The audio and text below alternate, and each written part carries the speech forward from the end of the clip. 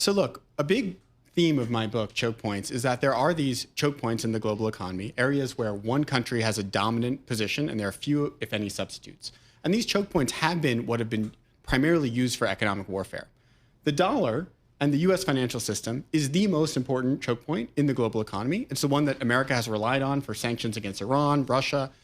And the thing that has been... Because by everything being dollar denominated, that means in order to transact, right, it's got to go through dollars. And basically we have control over dollar denominated assets. That's exactly right. And those points throughout the financial system. That's right. I mean, I think if you just look at it from a numbers basis, I mean, America is something like 10% of global trade and 90% of foreign exchange transactions involve the dollar. So the dollar is being used in transactions that have nothing to do with US goods being traded from one country to another.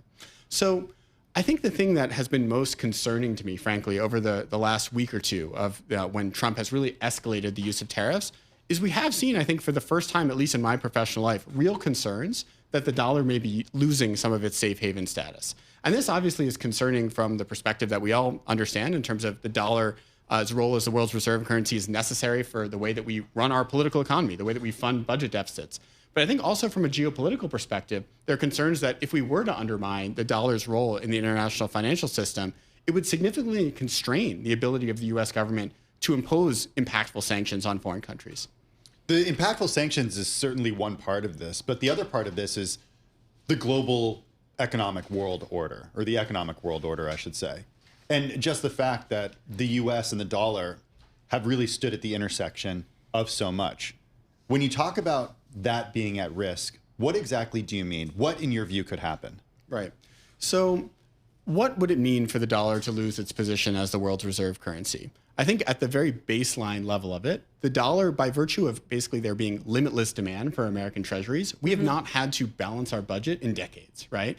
So I think were the dollar actually to just be another currency and US treasuries just to be another form of sovereign debt, we'd actually have to worry about things like what does our fiscal situation look like in the United States? Explain that, carry that out for people who will be like, I'm not making the connection. Because I think so much of what's happening in the last week and a half, we have to understand how this all connects, right? Because I think people, I don't know, just walk it through for us. Sure, yeah. So right now we run deficits, budget deficits every year at something like 7% of GDP, which is significantly higher than it has been historically. What that means is we take in less revenue than we spend as a federal government. Right. The way that we plug that deficit, the way that we finance the spending that doesn't come from American taxpayers is through issuing debt that then is in the form of US treasuries, right? Part of the reason that there's effectively limitless demand for US treasuries is because of the dollar's role as the world's reserve currency, because it's considered this safe asset that, you know, in any time of need, basically you can always turn it into cash at a relatively stable level. But what we've seen in the last week is something that's quite unusual, where treasury yields have gone up as the dollar's value has actually weakened. Right. Because normally you'd expect as treasury yields go up that the dollar would strengthen because there'd be more demand for American assets. What this suggests is that there's something going on, that there might be this new risk premium being built in to American assets that hasn't existed before. The new risk premium notwithstanding, what would you say to somebody who's listening right now or watching right now and says, wait a second, this could be a good thing for the United States to start only spending the money that it has every year?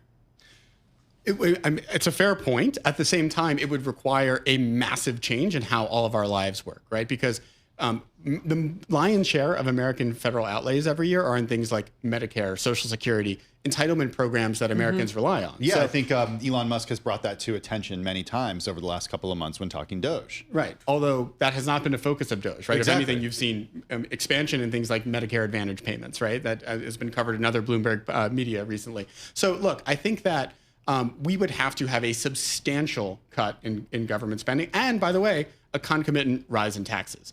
But I think there's a broader point that's more near term, because there are people in the Trump administration orbit who actually view the dollar's role as the world's reserve currency as bad for the U.S. economy, not an exorbitant privilege, but something that undermines our export competitiveness. Because, and just to spell this out in sort of plain English, makes our goods more expensive. Exactly, right. But what we're seeing is that, yes, if the dollar is valued at a lower level, then there will be specific sectors of the American economy that may be more competitive on global markets, right? But everyone is hurt by a weaker dollar, because also all of us in the United States are paid in dollars. So if our dollars are less valuable. Right. We have lower purchasing power and we are poorer, right?